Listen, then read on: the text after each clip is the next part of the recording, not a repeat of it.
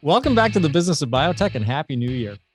Regenerative medicine is a pretty broad term. And as it relates to the parenterally delivered biologic therapies that we typically discuss on this show, it's commonly associated with cell therapy, or even more specifically, stem cell therapy. On today's show, however, we're expanding our horizons a little bit for a discussion with Heather Prichard, PhD, who's COO at Humacyte. Her company is developing bioengineered human tissues for use in the treatment of a wide range of diseases and conditions, beginning with tissue repair, reconstruction, and replacement in the vasculature. Its bioengineered human acellular vesicles are currently being investigated across clinical trials in vascular trauma, AV access for hemodialysis, and peripheral arterial disease. Humacyte's vision is to take the technology into coronary artery bypass grafting, pediatric heart surgery, the delivery of cellular therapies, including transplant of islet cells to treat type 1 diabetes patients, and beyond. For her part, Dr. Prichard earned her BA in chemical engineering from the Georgia Institute of Technology and PhD in biomedical engineering from Duke. Dr. Prichard, welcome to the show. It's a pleasure to have you. Thank you so much for having me today. I appreciate it. Yeah, we're excited to have this conversation. So, as I said from the outset, this conversation is a little bit of a departure for us because we're typically talking with leaders of biopharmaceutical companies who are producing, as I said, parenteral therapies. And I understand that you guys are, maybe there's some element of that down the road. But this concept of bioengineered human tissue is really a little bit off the beaten path for us, but super exciting. And I'm eager to learn more about what you guys are doing. And we'll get into that in a minute. But the first thing that strikes me that I want to chat with you about is you've been with Humacyte since 2008, which I'm going out on a limb here because I'm not super familiar with the field of regenerative tissue. But it seems like 2008, that had to be pretty early days for this field. So it leads to a couple of questions. One, the first question being like, what led you, what sort of drove your interest into this field? And then I want to get into like what it looked like back then as compared to what it looks like today. So first of all, what sort of drove your interest in regenerative medicine? Yes, and you're absolutely right. This is a field that has evolved a lot over the past couple of decades. I originally, like you said, did my undergraduate degree in chemical engineering. I went to work for a company looking at doing traditional chemical engineering work. And as I spent some time there, I had kind of reflected on, what have I done in my past that I really felt passionate about?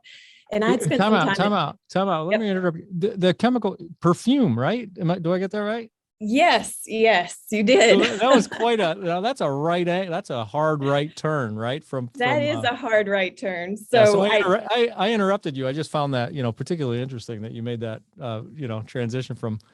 Yes.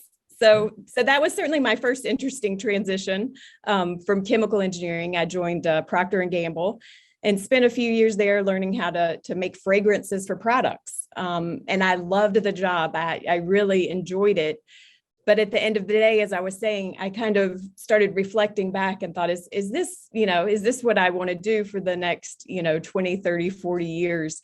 And I'd done some work at Georgia Tech looking at the time it was in the chemical engineering department because they didn't even have a biomedical engineering department at the time, but looking at some of the tissue engineering and regenerative medicine. And I decided that, I wanted to go back and get my PhD because what I was really, motivated by and what I was really passionate about was figuring out hard scientific problems and how do we bring those to patients and make patients' lives better. So that really was the driver for me to kind of switch directions in my career, at which point I went back and got my PhD in biomedical engineering at Duke. And that is actually where I met Dr. Laura Nicholson, who's the founder and CEO of Humacyte. I met her about 20 years ago at Duke and started working with her a little bit there. And then in 2008, decided to join Humacyte full-time. Yeah. Was Dr. Nicholson a student at the time as well, or was she? She had an academic career. Was she teaching at Duke at the time? She did. So she was a professor in the Department of Biomedical Engineering and in the Department of Anesthesiology at the time. Yeah. And Laura really started, the research that founded Humacyte. She started that back when she was doing a postdoc in Dr. Robert Langer's lab at MIT. Mm-hmm. And that's really where she started and got the idea of how do we grow human blood vessels. She is an anesthesiologist by trade and had spent a lot of time in the ICU. And she had a lot of patients that she was treating that she realized that if we could grow a human blood vessel for these patients, their lives would be so much better. Because she had some specific patients with just some really bad morbidities that led to their departure. So that really got her thinking about how to do that. And Dr. Langer at MIT really, sometimes he's called the grandfather of tissue engineering, the grandfather of regenerative medicine. He's really been at the forefront of regenerative medicine. And Laura started her postdoc in his lab, and that's really where the work of Humacyte spun out of. But after she left his lab, she went to Duke and took on a faculty position there, and that's where I met her. Yeah, very cool. So, yeah, I didn't realize that your history with Dr. Nicholson went back that far. So very nice. So tell me, give me some flavor for back then. When you first started talking with her about the position and joining Humacyte and where the company was going. What did the technology, the science perhaps look like then? And I mean, it's a big question to ask, but if we could have some sort of a, brief continuum of what things look like then to, compared to where they are now. Yes, absolutely. So, like you said, Humacyte started in 2004 in about a 400 square foot, very small lab at the time. And at the time when we were thinking about, how at that time in 2004, up until the time that I joined in 2008, really what the company was looking at was, can we take cells from a patient and grow them their own tissue, their own blood vessel? And then when I started working at Humacyte and started, collaborating with Laura, we kind of stepped back and said, how are we going to do this at scale? We think we can be successful. How are we going to be able to scale this out? Because if you're taking one person's cells and growing them a tissue, that's great, but it's really hard to do that on a commercial scale and be successful and, really treat a lot of patients worldwide. So Sure. One of the things that we started looking at was there are kind of two different paths that we took from that. Where do we get our cells from if we're not getting them from the own patient, that we're going to grow them a very specific blood vessel just for them? And then how do we get a product that we can store on the shelf? So that's, as we think about the evolution of Humacyte and our product and regenerative medicine in and of itself, those are a lot of the things we were thinking about. And as we think about our starting materials and our cells, as I said, we didn't want to limit ourselves to taking cells from, say, you to grow a blood vessel just for you that couldn't be used in anyone else. So we decided at that point to take a strategy of we would isolate cells and we would make these large cell banks that we could pull from. And those cells could be used to grow blood vessels. So right now, currently at Humacyte, we have enough cells for about 20 to 30 years for manufacturing. Wow. We spent the first, 4 or 5 years really defining what those cells are and making sure we had the right type of cell to be able to successfully grow our blood vessels. And then once we grow the blood vessel, obviously the cells, we send the cells a lot of signals over the time of manufacturing production, and the cells build the blood vessel. So they build all the proteins that are in a normal human blood vessel, such as collagen, and those proteins are what make the blood vessel really strong. So at the end of the process, what we have is a strong blood vessel that still has those cells in there that we grew them from. So the second kind of departure that we made from the original plan was, let's remove all of those cells. Let's wash all of those cells away. So what we're left with is this protein structure, protein blood vessel of extracellular matrix like collagen, but there aren't any of the cells there. And in that way, no matter whose cells we use to grow the blood vessel, they can be implanted into you, they can be implanted into me, they can be implanted into anyone worldwide without immune rejection. So that's kind of some of the transitions we've made over time with the technology.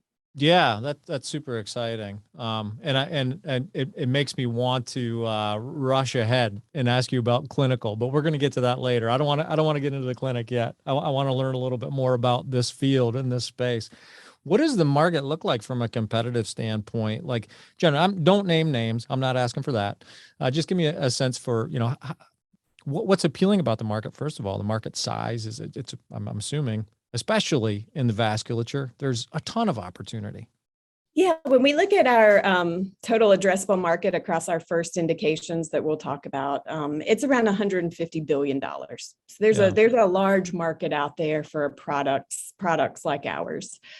As far as competition and other people that are in this space, people in academic labs have been working on this since the 90s.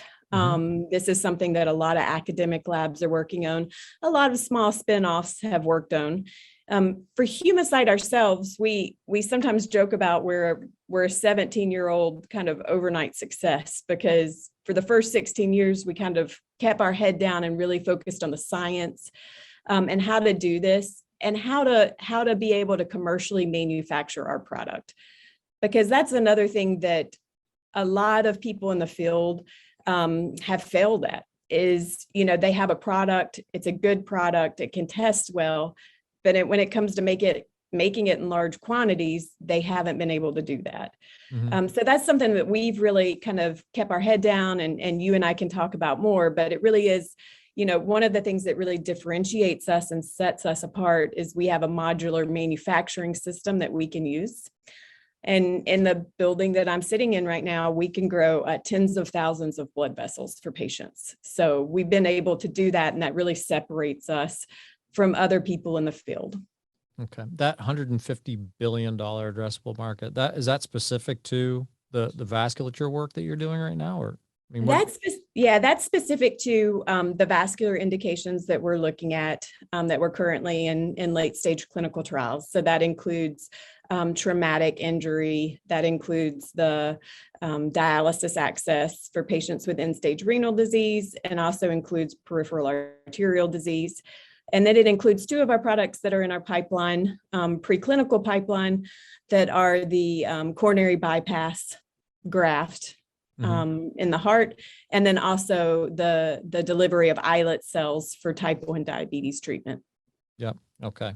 Yeah, and we'll get a clinical update a little bit later. But let's talk manufacturing for a minute. So you run your own manufacturing facility, is that correct?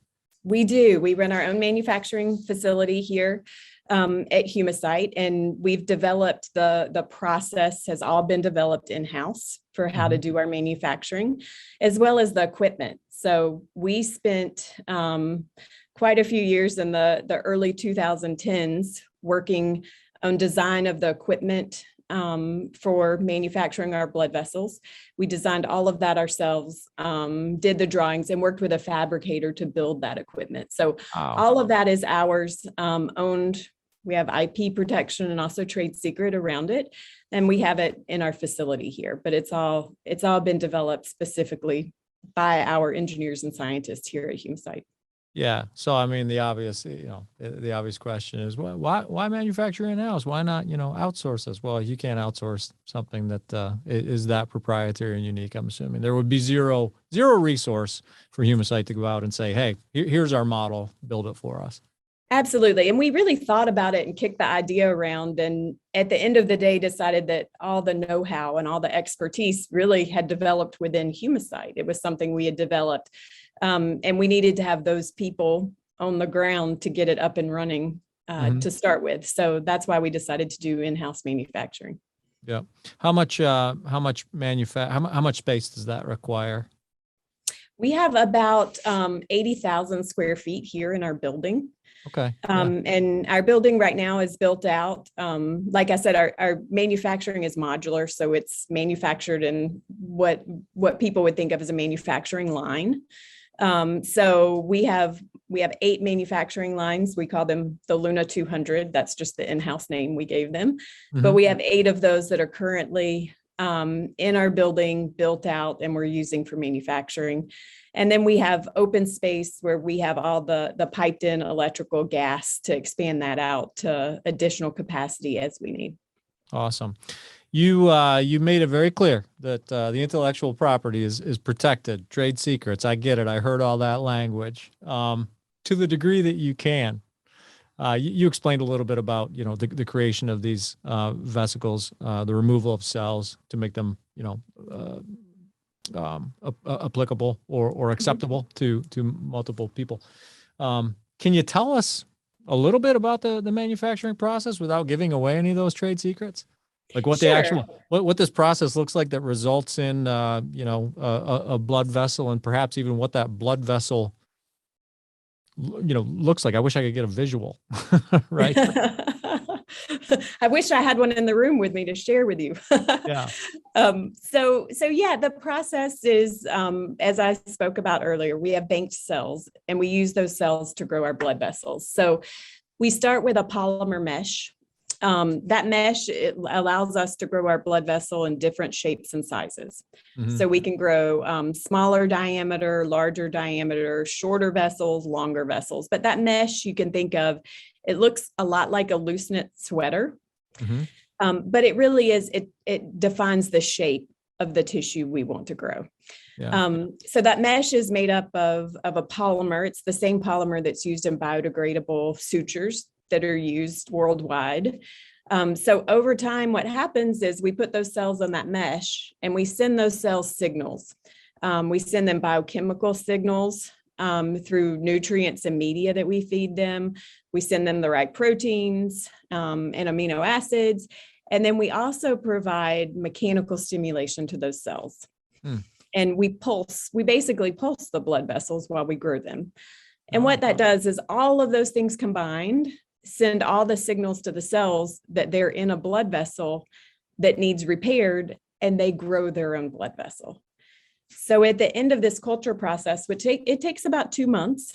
At the end of that culture process, the biodegradable polymer that we started with has all degraded away, and the cells have grown a blood vessel by the end of the process. And it really looks like a human blood vessel. And then, as I said, the last part of the process, the last step, is for us to wash all the cells away. We've developed this whole process in a closed system, a closed bioreactor bag. I wish, like I said, I had one here to show you. And that bag is actually what's shipped to the operating room and used. So it's a small bag with a blood vessel inside. Excellent. And that's a great segue to the next question that I had, because at some point, obviously, there becomes a very tight integration with the surgeon and the hospital, right? So What is Humacyte's role in sort of seeing through that last mile of its products delivery to the patient?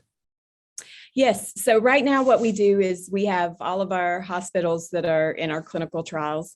If they have a patient, they all have product on hand, but if they have a patient that needs product and they need to replace the product they have at the hospital, they notify us, and we have a group here in the supply chain that ships them additional vessels. So we do all of the packaging and shipping in-house right now to our clinical sites. The Business of Biotech is brought to you in partnership with Cytiva. Together, we're committed to helping the leaders of new and emerging biopharma companies navigate the financial, organizational, human resources, and regulatory waters you'll encounter on your way from discovery to the clinic and beyond.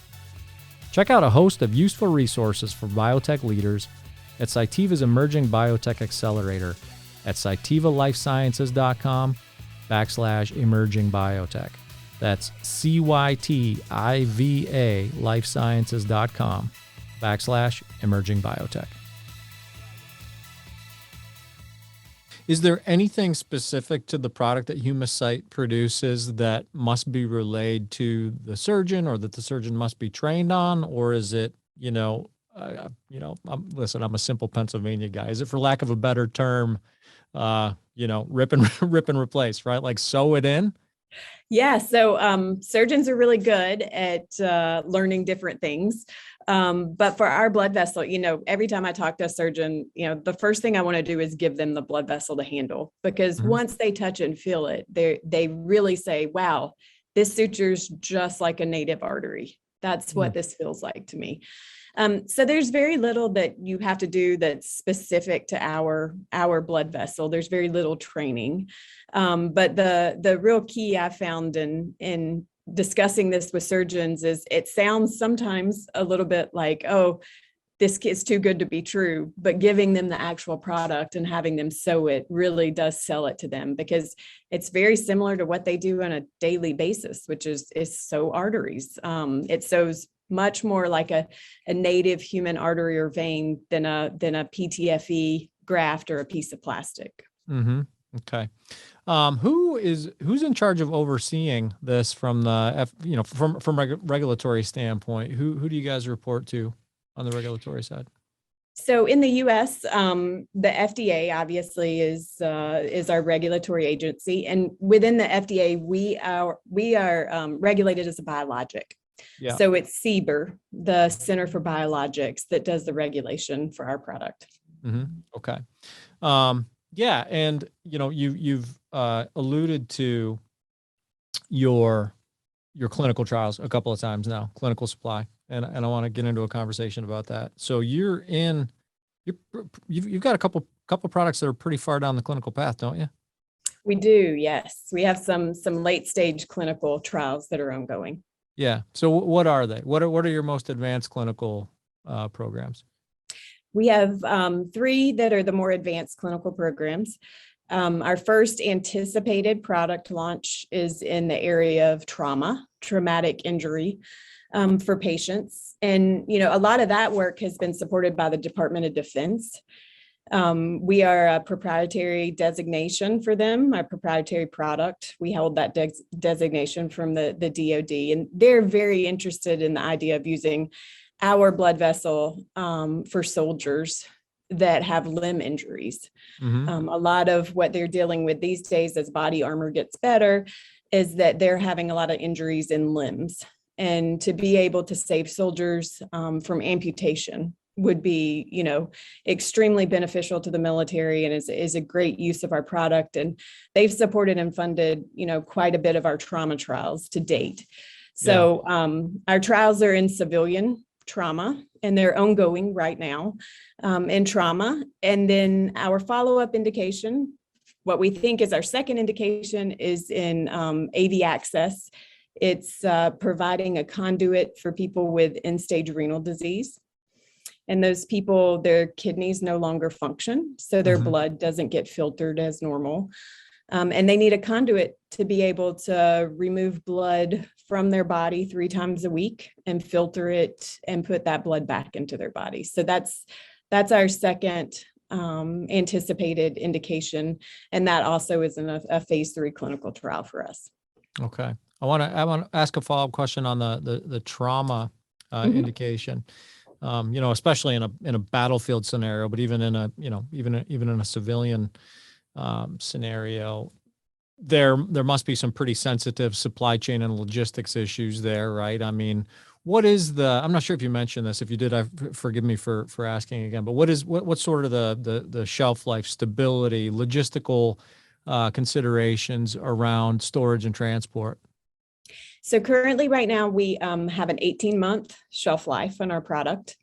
When we store it here in the US and all of our clinical trials, it's stored refrigerated after we produce it for that 18 months.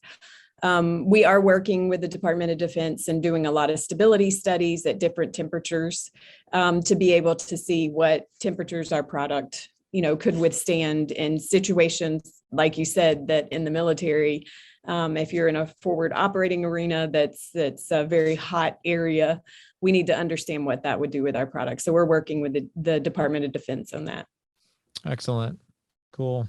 That's fascinating. It really is. I mean, it's just fascinating that science has led to this point where we can create a scaffold and build, literally build blood vessels on the scaffold. It's incredible. Well, I will tell you, it gets a little bit more fascinating. Yeah. If I Well, can I take us know. on a little bit of a tangent. Yeah, do it. Do it. Cause listen, you guys it was hard to prepare for this interview, Heather, because, there's a pitch, it comes across talking about, vascular tissue. The more I looked into what Humacyte's longer term vision is, the more, the more of these kind of side roads I felt like we could go down, because it's broad and exciting. There are a lot of things I could ask you. It's probably too early to talk about some of them anyway, but go ahead. Tell me.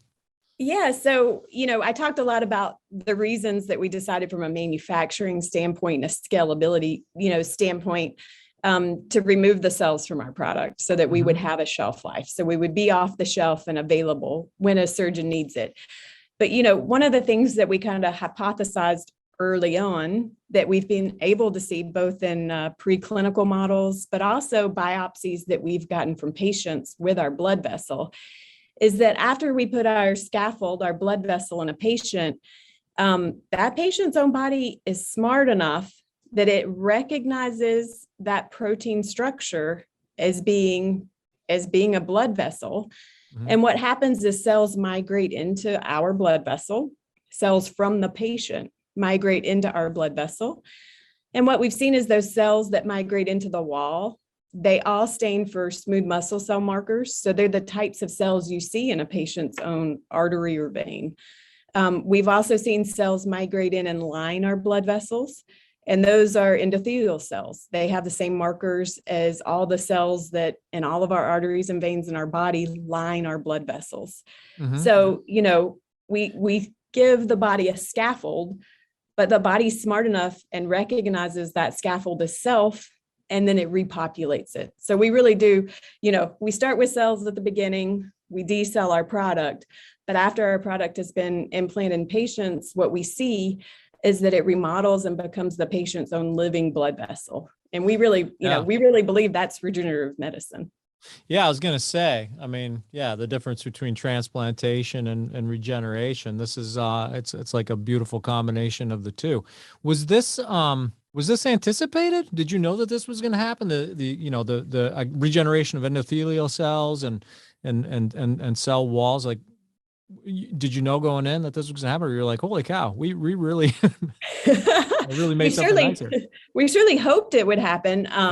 We had thought that maybe it would happen when you present the body with something it sees itself. If we could get the blood vessel so like native, with all the proteins and the matrix that a native blood vessel has, we thought that this was a possibility. But after following it for 10 years, it really, we've seen this and been pleasantly surprised by this, because there are large benefits, we believe, to this turning into a patient's own living blood vessel, from the standpoint of infection resistance, and from the standpoint of healing and other things. We talked a bit about the addressable market, and from a dollars perspective, I think when you think about cardiac, coronary indications and diseases in the United States in particular, you could probably, and I'm not going to assume that that coronary disease is an indication you want to go after, but I'm just going to go out there and say, like, you can assume that the sky would be the limit in terms of the population of people who might be interested in replacing old, worn out, clogged with new, regenerating, healthy. Again, not assuming you're going there, but even in traumatic, even in traumatic indications, or genetic, problems, like pediatric cardiac care, big market potential. And you talked a bit about, you talked about a bit about scalability. And that's kind of where I'm going with this question. Like, you could sell a lot of this stuff. What does scalability mean post-clinical? For what is it going to take for Humacyte to meet commercial scale as perhaps indications expand? Yeah. Well, first of all, I can confirm with you that yes, we are looking at coronary bypass Okay, I didn't want to make Yeah. assumptions, but it seemed like it would be silly not to, especially given the health state of the American public. But we're not. That's a topic for another day. Yep, absolutely. So that is, as I spoke about a little bit earlier, we've been thinking about scale. Coronary bypass it's kind of the holy grail of regenerative medicine for vessels, because there's so many patients that suffer from clogged arteries and from coronary disease. And while you can take a vein from someone's leg or from somebody's chest, you can take an artery to do a bypass.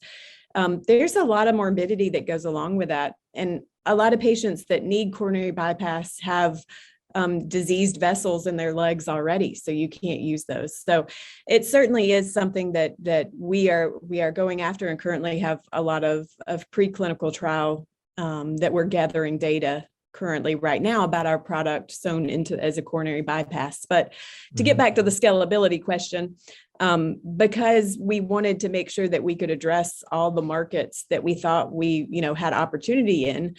When we started looking at manufacturing, we built out what we call a modular system.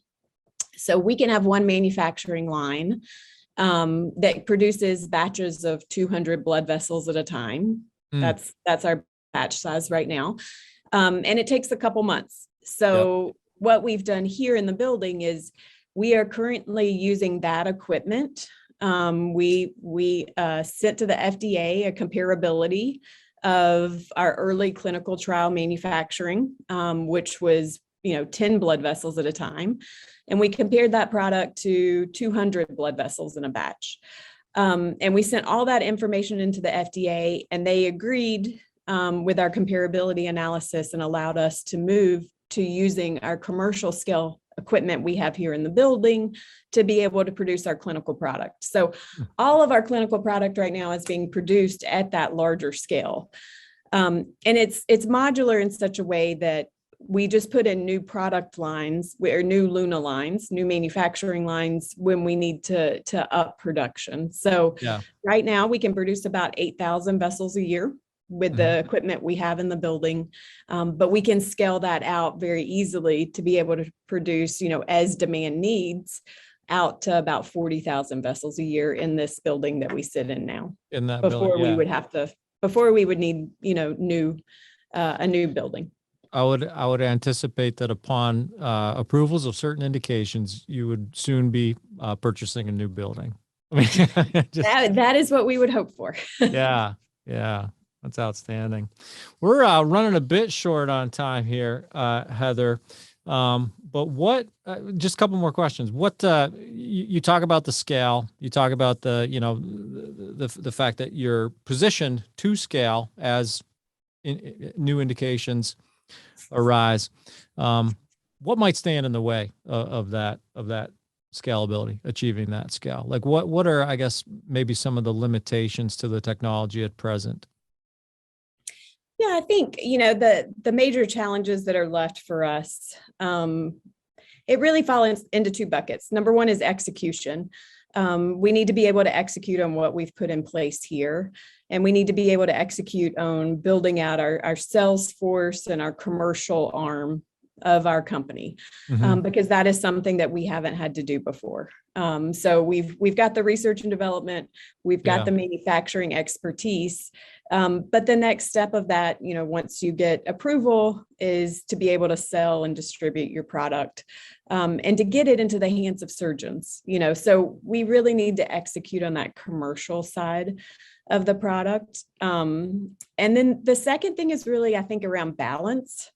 We're lucky because we have a product that we've talked about with a lot of different indications, and it can help a lot of different people with a lot of different disease states. But we really have to balance out, getting these first products to market while we bring up our next exciting round of products that we didn't talk about today, but could at another time, which is around, delivering islets for type 1 diabetes and those other things that are earlier in the pipeline. But balancing those two things, I think, will be critical for Humacyte. Yeah. Well, I mean, we have a little bit of time. If you want to kind of give us a brief rundown on what the next indications look like, that'd be terrific. It'd be timely as well. We're it seems type 1 diabetes is an indication that I've been doing an increased amount of coverage on, specifically in the biologic therapy space. We're going to be, as a matter of fact, on this podcast, I'm soon, perhaps even, yes, within an episode or two of this one, I'll be interviewing Katie Elias, who's the managing director of the JDRF T1D Fund, a very interesting and innovative venture capital firm that's dedicated to funding companies who are out to cure type 1 diabetes. And as I said, there's an increasing number of biological therapeutics that are addressing that disease. So it's certainly interesting to me, and I'm not familiar with the approach that you're describing. So please give me an overview.